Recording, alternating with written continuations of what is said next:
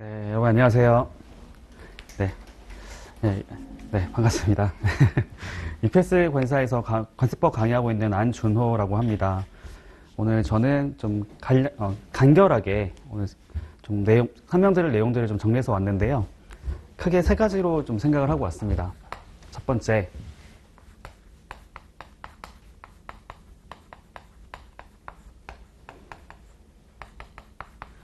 관세법의 특성부터 먼저 말씀드릴게요.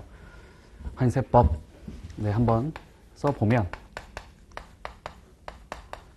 관세법이라고 하는 것은 크게 두 가지로 나눠서 얘기를 해볼 수가 있습니다. 뭐 여러 가지가 있긴 하지만 그 중에서도 크게 나눠보면 하나는 이제 관세 부과라는 측면에서 얘기를 해볼 수가 있습니다. 관세라는 것이 우리나라에서 부과하는 국세 중에 하나인데요. 세금을 부과하는 거에 관련된 내용들이 들어가 있다라는 것이고, 부과하는 거에 관련해서는 이제 부과하기 위한 논리 같은 게 있겠죠. 이런 어떤 논리를 가지고 어떻게 부과한다라는 그런 부과 방법까지 쭉 규정이 있다고 보시면 되고요. 두 번째로 나와 있는 거는 이제 통관 절차라고 이해하시면 됩니다. 통관이라 하는 것은 수출, 수입, 반송 이렇게 얘기해 볼 수 있는데, 수출과 수입, 반송에 이르는 데까지 여러 가지 절차가 있을 수 있잖아요. 물건이 들어오고 나갈 때까지 그런 일련의 절차들을 규정하고 있는 법이다라고 보시면 됩니다. 여기 두 가지를 공부하는 거다, 다루는 것이다라고 이해하시면 되는 부분이고요. 아무래도 이제 법이기 때문에 모든 것들이 규정으로 만들어져 있다, 규정을 다룬다라고 보시면 됩니다. 그래서 뭔가 요걸 가지고 내가 이해한 거를 풀어서 설명하는 것보다는 그냥 규정을 그대로 외워서 쓰는 것들이 가장 효과적이다라고 보시면 됩니다. 일단 이렇게 말씀드릴 수가 있겠고요.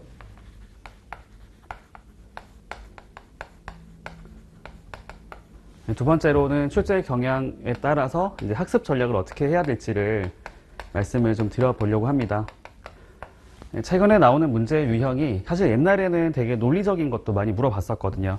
제가 공부했던 때가 벌써 12년이 넘었는데, 제가 수험생 때는 사실 관세법을 공부하는 게 좀 어려운 측면들이 있었습니다. 내용들 단순히 외우는 것뿐만이 아니라 이게 왜 이렇게 되는지에 대한 논리까지도 물어본 적이 있었기 때문에 굉장히 어렵다라고 느꼈던 과목 중에 하나였는데, 최근에는 굉장히 단순화되고 있어요. 그냥 요 한마디로 말씀드릴 수가 있습니다.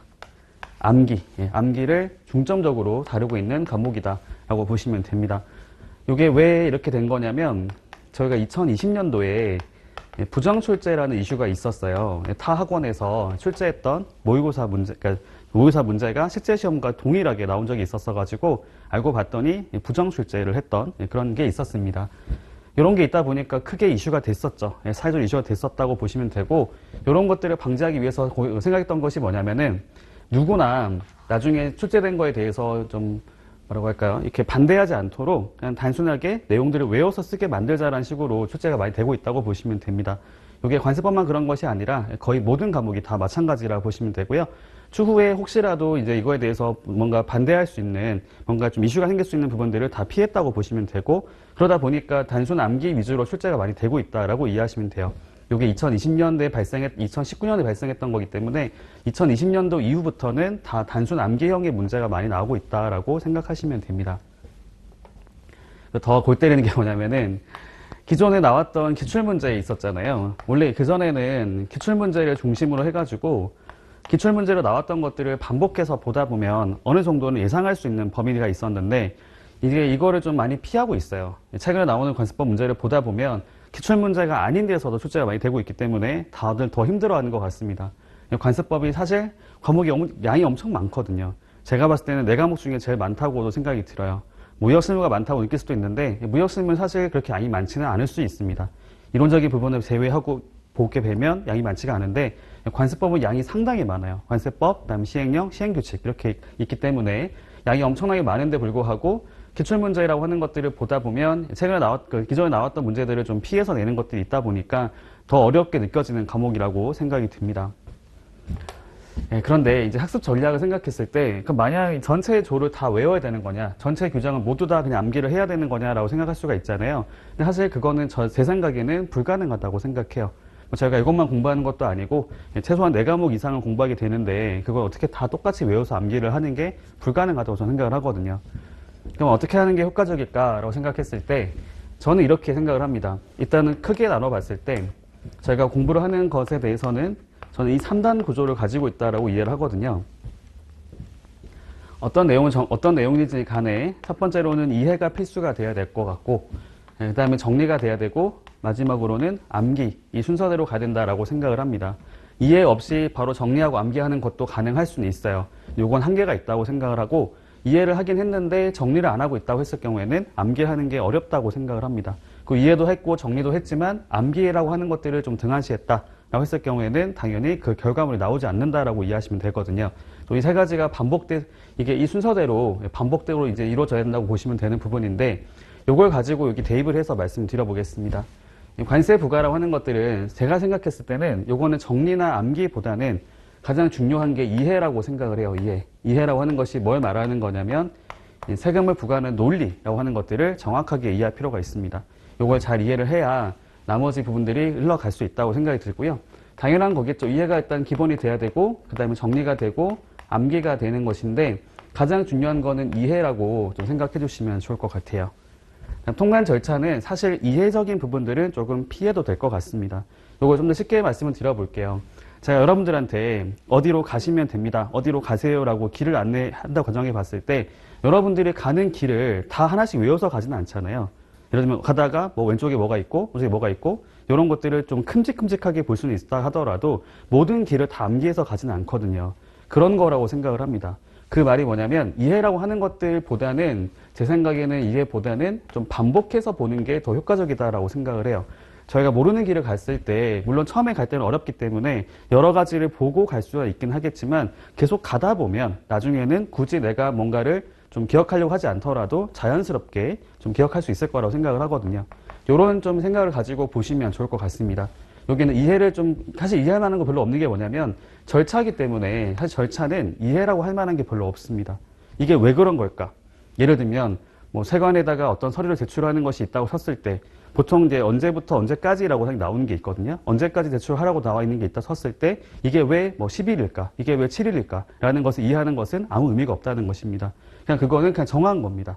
우리나라 행정법에서 보통 이렇게 통상적으로 이 정도 날짜가 되면은 된다라는 생각이 있기 때문에 그렇게 정한 거여가지고 요거를 이해하려고 노력하는 것보다는 그냥 그대로 받아들이시면 되거든요. 아, 요건 이렇게 하면 되는구나. 그래서 그거를 반복해서 보시다 보면은 반복된 걸 이제 정리하고 다음에 똑같이 암기하는 식으로 하는 게 굉장히 효과적이다라고 생각을 합니다. 여기 절차 부분에서는 굳이 이해라고 하는 것들을 하려고 노력할 필요가 없다라는 말씀을 드리는 거예요. 어떤 말씀 드리는지는 이해하실 수 있을 거라고 생각합니다. 네, 이렇게 좀 전략을 좀 이렇게 말씀드려 봤는데, 자, 그러면 중요하게 나왔죠. 예, 그러면은 저의 이제 강의 방향에 대해서 어떻게 할 건지를 좀 설명을 드리고, 또 여기다 곁들여 가지고 저희 2차 공부하는 방법도 좀 간략하게 설명을 좀 드려보도록 하겠습니다. 자, 강의 방향. 앞서 말씀드렸던 학습 전략이라고 하는 게 있었잖아요.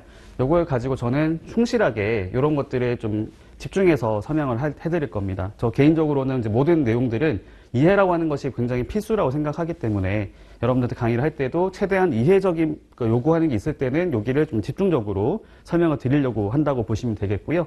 이 절차라고 하는 것들은 사실 아까 말씀드린 것처럼 이해가 필요하지 않는 부분이기 때문에 요거는 좀 제가 어떤 걸 해드릴 거냐면 구조화라고 하는 것들을 해드릴 겁니다. 구조화라는 게 뭐냐면 전체에 만약 문장이 있으면은 문장에서 어떤 것들을 봐야 되고 그 중에 키워드가 뭐다라는 걸 말씀드릴 텐데요. 절차 같은 경우에 저희가 앞에 이제 다 아는 내용이긴 한데 요거 있잖아요. 육하 원칙이라고 하는 것들을 가지고 보시면 좋을 것 같아요. 6인가요? 아무튼 뭐 육하 원칙. 요거를 보시면 좋은데 누가 누구에게 뭐를 언제까지 한다. 그죠? 어떻게, 왜가 나오잖아요. 그걸 가지고 보시면 됩니다. 어떤 문장을 봤을 때 주체가 누군지, 그다음에 요거를 누구에게 해야 되는 것인지, 언제까지 해야 되는 것인지, 뭘 해야 되는 것인지, 왜 하는지 이렇게 나눠 가지고 보시면 좋거든요. 그렇게 구조를 잡고 그 안에서 이제 키워드라고 하는 것들을 제가 하나씩 다 말씀을 드릴 거예요. 키워드를 설명을 드릴 거고, 여기서 더해서 제가 빈칸이라고 하는 자료를 또 드리려고 하거든요. 저희가 법령을 봤을 때 이 키워드 중심으로 해가지고 이제 빈칸을 뚫어 놓는 겁니다. 그거를 여러분들이 스스로 공부하면서 채워 넣을 수 있도록 자료를 제가 만들어 놓은 것도 있고 추가로 준비해가지고 제공을 할 예정이다라고 생각해 주시면 좋을 것 같아요. 네, 이런 식으로 또 나눠서 강의를 진행할 거다라고 말씀드리고요. 그리고 마지막으로 2차 공부 방법에 대해서 말씀을 좀 드리고 정리하도록 하겠습니다. 2차 공부 방법은 사실 여러 가지가 있을 거예요. 많은 분들이 생각하는 그런 방법이 있을 텐데 저 개인적인 생각으로는 정답은 없다라고 생각합니다. 그 말인즉슨 나에게 맞는 게 가장 좋은 방법이다라고 생각이 들고요. 이제 공부를 시작하는 단계이실 거라고 생각하기 때문에 지금 시기에 가장 좀 많이 해봐야 되는 게 뭐냐면은 시행착오라고 저 생각을 하거든요. 시행착오. 기존에 이런 전문 자격증 공부를 해보셨던 분들이라고 한다면 훨씬 그런 걸 덜 겪을 수도 있지만 내가 그런 게 한 적이 없었고 이번에 본격적으로 하는 게 처음이다 라고 한다면 이게 필수라고 저 생각을 합니다. 시행착오라는 게 어떤 걸 말을 하는 거냐면 내가 어떻게 공부를 해야, 또 시간도 마찬가지겠죠. 내가 하루에 얼만큼 공부를 해야, 또 어떻게 공부를 해야 나에게 효과적이다라는 것을 스스로 알고 계셔야 한다고 생각을 하거든요. 근데 그런 걸 잘 모르실 수 있어요. 그런 경험이 많지 않다고 하시면은 그런 것들을 최대한 많이 시행착오를 겪으시고 많이 겪는 대신에 빨리 수정을 하는 것이 중요하다고 생각합니다. 그러니까 지금 초반에 여러 가지 시행착오를 겪으신 다음에 그거를 빠르게 정립하는 게 필요하다고 생각을 하거든요. 그 누구보다도 내가 스스로 나는 어떻게 공부하는 것이 가장 효과적이다라는 거를 빨리 캐치를 하셔야 훨씬 유리하다라고 말씀을 드릴 수가 있습니다. 제가 많은 수험생들을 봤지만 늦으신 분들은 시험 직전까지도 이걸 잘 모르겠다고 하시는 분도 있어요. 시험이 다가오고 있는데도 내가 공부하는 것이 틀린 것 같다, 맞는지 모르겠다라고 하시는 분들이 있거든요. 그런 분들 보면은 되게 답답함을 많이 느낍니다. 제가 좀 성향이 F 성향이 아니어서 그런지 몰라도 되게 좀 냉철하게 말을 하긴 하거든요. 그럼 다음 시험을 준비하는 게 좋겠다 이렇게 말씀드리기도 하는데 아무튼 빨리 겪는 게 중요하다라고 말씀을 드리고요. 빨리 최대한 많이 이제 여러 가지 해보는 거죠. 이걸 하기 위한 여러 가지 방법 중에 하나로서는 합격 수기 이런 것도 좀 도움이 될 수 있을 거라고 생각을 합니다. 어떤 사람은 어떻게 공부를 했다고 하더라. 그런 것도 참고할 수 있을 거라 생각하고요. 여러 가지가 있겠지만 여러분들이 제일 맞는 방법을 빨리 찾으면 좋겠다라고 말씀드리고 마지막 하나만 더 말씀드릴게요. 저 개인적으로 생각했을 때 좀 효과적인 방법이라고 하는 게 뭐가 있냐면은 이게 잘 보이실지 모르겠는데 백지 학습 방법이라고 하는 것들을 저는 강력하게 추천을 합니다. 여러분들이 하루에 공부하는 시간이 다양할 거잖아요. 남들은 10시간 하는 사람도 있을 거고 난 10시간 무리다, 난 8시간이 제일 맞더라 이렇게 할 수 있잖아요. 저 개인적인 생각으로는 물론 시간도 중요하긴 한데 어느 정도의 시간만 채워줄 수 있다면 그 이상은 사실 중요하지 않다고 생각을 하거든요. 저도 예전에 수험 공부할 때 하루에 공부를 많이 한다 하더라도 10시간 넘긴 적이 없었어요. 8시간에서 10시간 사이 이렇게 했었거든요. 그러니까 그 시간 넘어가면 집중이 안 돼가지고 차라리 그 시간에 그냥 산책을 하거나 그냥 좀 놀거나 했던 기억이 있습니다. 나름 그래도 수험생 때 되게 공부를 잘했던 편이어가지고, 그런 걸 말씀드리는데, 어떤 걸 설명을 드리는 거냐면, 공부를 하실 때 내가 몇 시간을 공부하더라도 공부했던 양이 있을 거잖아요. 그거를 좀 간이하게라도 스스로 좀 확인을 해주시면 좋을 것 같아요. 내가 하루에 관세법 2시간 공부를 했는데 어디부터 어디까지 공부를 했다라고 하는 게 있었을 때 그게 그 안에서 내가 하나씩 다 복습을 하는 말씀드리는 것이 아니라 내가 하루에 몇 시간을 공부하든지 간에 맨 마지막 시간 있죠. 하루를 정리하는 시간이 있을 거잖아요. 그게 없으면 잡으셔가지고 10분, 더 짧게는 5분, 좀 길게 하면 30분 정도 생각하셔가지고 그냥 백지에다가 그냥 공부하는 걸 써보는 겁니다. 써본다는 것이 내용을 써본다는 게 아니고 내가 어느 부분에서 어떤 걸 공부를 하게 됐는데 거기서 어떤 게 중요하다라는 것을 계속 스스로 확인을 해보는 거죠. 어떤 부분이 중요한 것이 있는데 그 안에서 키워드가 뭐였다까지 나오면은 굉장히 좋은 거고요. 그렇지 않다더라도 이게 반복되다 보면은 어느 순간부터는 조금씩 써지는 게 있을 거예요. 잘 써지는 게 있을 거거든요. 내가 공부를 열심히 한다고 생각했는데 막상 백지에다가 써보려고 해봤더니 아예 안 써지더라. 그거는 문제가 있는 거라고 생각을 합니다. 그래서 그 부분에 대해서는 계속 고민을 해보셔야 되는 거죠. 내가 분명히 공부 열심히 한 것 같은데 왜 백지에다가 어떤 그런 목차라고 하잖아요. 목차와 키워드를 왜 생각을 못하고 있을까? 그럼 그거에 대해서도 스스로도 한번 반성도 해보고 학습 방법도 한번 바꿔보기도 하고 이런 걸 통해 가지고 아까 말씀드렸던 이 시행착오를 빨리 겪어서 자신만의 방법을 정립시킨 다음에 꾸준하게 밀고 가면 된다라고 생각합니다. 저는 저희 개인적인 생각으로는 전문 자격증도 마찬가지이긴 한데 이런 자격증 시험은 그냥 꾸준함이 제일 무기라고 생각하거든요. 꾸준함이라 하는 것들이 시간적인 꾸준함도 있을 거고요. 그다음에 나의 어떤 환경도 마찬가지가 될 것 같아요. 환경. 내가 몸이 아프거나 이러면 당연히 공부를 못할 거잖아요. 그런 일이 발생하지 않고 내 주변의 환경에 대해서도 내가 통제할 수 있는 부분에 대해서는 최대한 변수가 없도록 만드는 것이 가장 효과적이다라고 생각을 합니다. 그리고 뭐니 해도 공부를 하실 때는 자신감 가지고 공부하시면 좋을 것 같아요. 나는 무조건 합격한다. 무조건 할 수 있다라고 생각하시고 공부하시면 못할 게 없다라고 저는 생각을 합니다. 네, 이렇게 해서 일단 저희가 준비했던 거는 다 말씀을 드리고 가도록 하겠습니다.